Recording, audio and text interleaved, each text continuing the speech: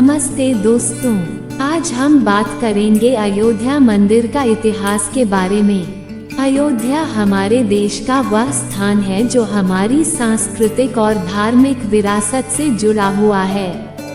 इस शहर में हमारे भगवान श्री राम के मंदिर का निर्माण हुआ था। आज हम जानेंगे कि अयोध्या मंदिर का इतिहास कैसे जुड़ा है हमारी समृद्धि और एकता के साथ। तो चलिए इस रोमांचक यात्रा में हम साथ चले और अयोध्या मंदिर के इतिहास को जानें। प्राचीन राजधानी अवध। इतिहासकारों के अनुसार कौशल क्षेत्र की प्राचीन राजधानी अवध को बुद्ध काल में अयोध्या और साकेत के नाम से जाना जाता था। अयोध्या मूल रूप से मंदिरों का शहर था, हालांकि हिंदू धर्म, बौद्ध धर्म और जैन धर्म से जुड़े मंदिरों के अवशेष आज भी देखे जा सकते हैं। जैन धर्म के अनुसार आदिनाथ सहित 5 तीर्थंकरों का जन्म यहीं हुआ था। बौद्ध धर्म के अनुसार भगवान बुद्ध यहाँ कई महीनों तक रहे थे। सरयू नदी के तट पर स्थित इस नगरी की स्थापना रामायण के अनुसार विवस्वान के पुत्र विवस्वत मनु महाराज ने की थी। माथुर इतिहास के अनुसार विवस्वत मनु का राज्य लगभग 6673 ईसा पूर्व था। विवस्वत मनु के 10 पुत्र थे। इला, इक्ष्वाकु, कुशन, अरिष्ट, भ्रू, नरी, करुष, महाबली, शर्यती और प्रजाता ये केवल एक वंश तक फैला हुआ था।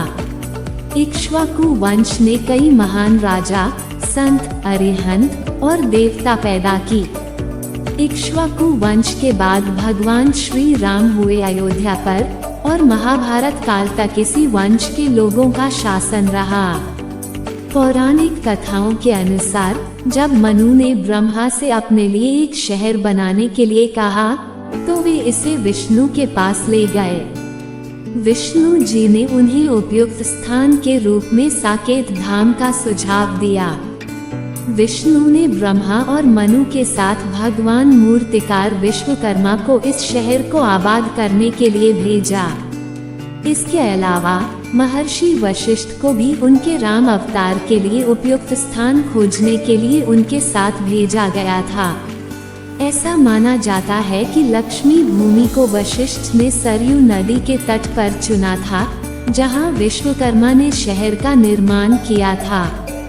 स्कंद पुराण के अनुसार अयोध्या भगवान विष्णु के चक्र पर विराजमान है, जहां भगवान श्री राम का जन्म दशरथ के महल में हुआ था। महर्षि वाल्मीकि ने भी रामायण में अयोध्या के सौंदर्य और महत्व की तुलना इंद्रलोक से की है। वाल्मीकि रामायण में भी समृद्ध अनाज और रत्नों से भरी अयोध्या की अतुलनीय और गगनचुंबी इमारतों का वर्णन है। कहा जाता है कि भगवान श्री राम के जल समाधि के बाद कुछ समय के लिए अयोध्या वीरान हो गई थी, लेकिन उनकी जन्मभूमि पर बना महलों का तियो बना रहा। भगवान राम के पुत्र कुश ने एक बार फिर राजधानी अयोध्या का निर्माण किया। इस निर्माण के बाद सूर्यवंश की अगली 44 पीढ़ी तक अंतिम राजा महाराज राजा बृहदवलसा पूर्व उज्जैन के चक्रवर्ती सम्राट विक्रमादित्य एक दिन शिकार खेलते हुए अयोध्या आए थे। थके हारे उन्होंने अयोध्या में सरयू नदी के तट पर एक आम के पेड़ के नीचे अपने सेना के साथ आराम करने का फैसला किया। उस समय वहां घना जंगल था, यहाँ आबादी भी नहीं थी। महाराज विक्रमादित्य ने इस भूमि में कुछ चमत्कार देखे। फिर उन्होंने खोजना शुरू किया और आसपास के योगियों और संतों की कृपा से उन्हें पता चला कि यह श्री राम की अवध भूमि है। उन संतों के निर्देश पर सम्राट ने यहाँ एक भव्य मंदिर, साथ कुएं, तालाब, महल आदि बनवाए। कहा जाता है कि उन्होंने श्री राम जन्मभूमि पर काले रंग के पत्थर के 84 खंभों पर विशाल मंदिर का निर्माण करवाया था। बाद में विक्रमादित्य के राजाओं ने समय समय पर इस मंदिर की देखभाल की। उन्हीं में से एक शुंग वंश के प्रथम शासक पुष्यमित्र शुंग ने भी मंदिर का जीर्णोद्धार कराया था। रघुवंश महाकाव्य में अयोध्या का विस्तृत वर्णन है।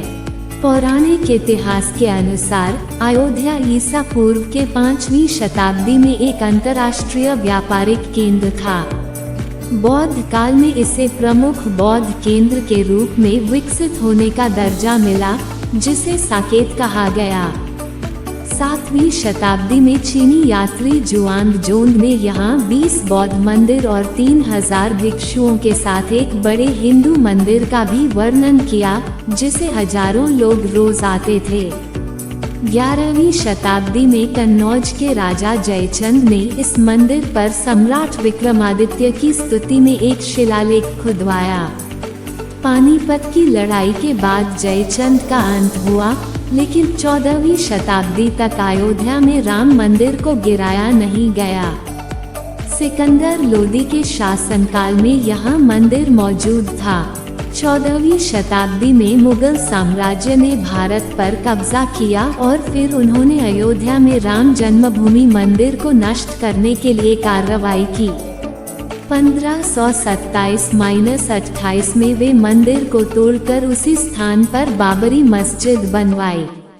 माना जाता है कि बाबर के सेनापतियों ने बिहार अभियान के दौरान अयोध्या में श्री राम जन्मभूमि मंदिर को तोड़ा और वहां मस्जिद बनवाई। बाबरनामा में 1528 में बाबर ने अयोध्या प्रवास के दौरान मस्जिद बनाने का आदेश दिया। एक मस्जिद में लिखे 2 संदेशों में मीर बाकी ने इसे महान शासक बाबर की आज्ञा पर पूरा किया। इसके बाद के दौरान भारतीय पुराणों में ये 7 पवित्र स्थानों में शामिल किए जाते हैं: अयोध्या, मथुरा, हरिद्वार, काशी, कांची, अवंतिका और द्वारका। अथर्ववेद में अयोध्या को ईश्वर की नगरी बताया गया है और इसकी समृद्धि की तुलना स्वर्ग से की गई है। भगवान श्री राम के अयोध्या में कई महान योद्धा, ऋषि और अवतारी पुरुषों का जन्म हुआ। भगवान राम का जन्म भी यहीं हुआ था। जैन धर्म के अनुसार आदिनाथ सहित 5 तीर्थंकरों का जन्म यहीं हुआ था। अयोध्या की गण भारत की प्राचीन सप्तपदियों में पहले स्थान पर की जाती है। जैन परंपरा के अनुसार 24 तीर्थंकरों में से 22 एक स्वां वंश के आदिनाथ और 4 अन्य तीर्थंकरों की जन्मभूमि है। बुद्ध मान्यता के अनुसार बुद्ध 16 वर्षों तक अयोध्या में रहे थे। रुद्रथ के बाद कई काल तक ये शहर मगध के गुप्त और कन्नौज शासकों के अधीन रहा। अंत में यहाँ महमूद गजनी के भतीजे सैयद सालार ने तुर्क शासन की स्थापना की। फिर तैमूर के बाद जब जौनपुर में शक साम्राज्य की स्थापना हुई तो अयोध्या सारिकियों के शासन में आ गया। बाबर ने 1526 ईसा में मुगल साम्राज्य की स्थापना की और उसके सेनापतियों ने 1528 में एक मस्जिद बनाने के लिए यहाँ हमला किया। 1992 में मंदिर मस्जिद विवाद में राम जन्मभूमि पर हुए आंदोलन में मंदिर को तबाह कर दिया गया। भगवान राम का जन्म 5114 BC चैत्र मास की नवमी तिथि को हुआ था, इसलिए इसे रामनवमी के रूप में मनाया जाता है। 1528 में बाबर के सेनापति मीर बाकी ने अयोध्या में राम जन्मभूमि स्थित मंदिर को तोड़कर बाबरी मस्जिद बनवाई थी। राष्ट्रीय स्वयं संघ के नेतृत्व में इस स्थल को मुक्त कराने के लिए लंबा आंदोलन चलाया गया और सितंबर 1992 में बाबरी मस्जिद के ढांचे को गिराया गया। माननीय प्रधानमंत्री श्री नरेंद्र मोदी जी द्वारा 5 अगस्त 2020 को माननीय सर्वोच्च न्यायालय के आदेश के बाद अयोध्या मंदिर का शिलान्यास किया गया और अब मंदिर निर्माण कार्य शुरू हो गया है। 22 जनवरी को अयोध्या में भव्य मंदिर में प्राण प्रतिष्ठा होने वाली है। अगर आपको यह वीडियो पसंद आया हो तो लाइक करें, शेयर करें और हमारे चैनल को सब्सक्राइब करना न भूलें। आपका समर्थन हमें और बेहतरीन वीडियो बनाने में सहारा प्रदान करेगा। धन्यवाद। जय श्री राम।